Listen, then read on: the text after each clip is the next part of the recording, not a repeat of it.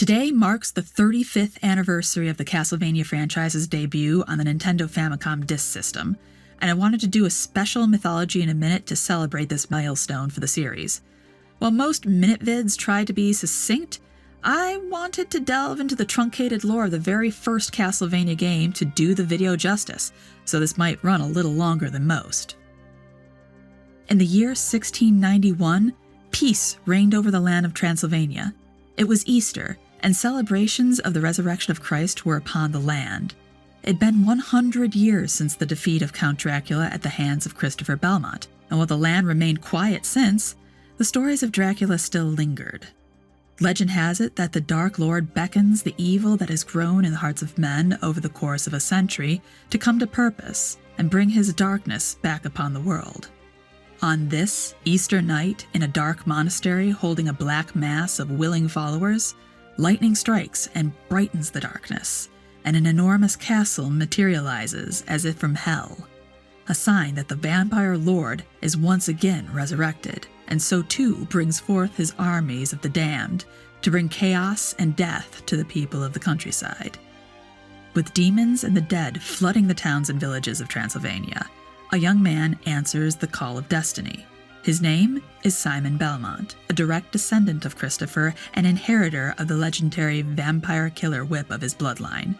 Like his ancestors, he stands to the call to fight back the forces of the vampire lord and destroy the monstrous Count for another century. Donning his family's heirloom weapons, Simon ventures forth into Dracula's castle to face his dark disciples and kill the vampire in his keep. Battling through the gates of the castle and through its huge and labyrinthine corridors of the macabre fortress, Simon slew Dracula's minions one by one with his holy whip and blessed weapons, defeating monsters of mythology and even the manifestation of the Grim Reaper itself. Finally, the young Belmont faced Count Dracula himself, who had gained superior strength through feasting on the blood of countless victims. Simon fought the vampire viciously in a savage battle against the Count, taxing both fighters. At one point, Simon pushed the vampire to what he thought was the brink of death, only to be greeted by a hideously manifested monster in the Count's place, who inflicted terrible wounds upon Simon.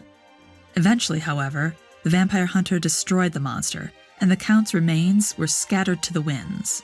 Simon had been victorious in defeating Count Dracula, and the vampire's reign of terror was put to an end. Or so Simon thought.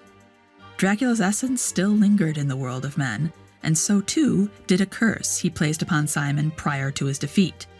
Death would not come so easily to the vampire Count, but would bear down on Simon in the years to come. Thus is the lore of the very first Castlevania game. In the 35 years since the franchise's inception, the story of the Belmont family and Count Dracula has only grown, but it all started here. Here is to another 35 years of Castlevania story building, lore, and gaming. Thanks for watching.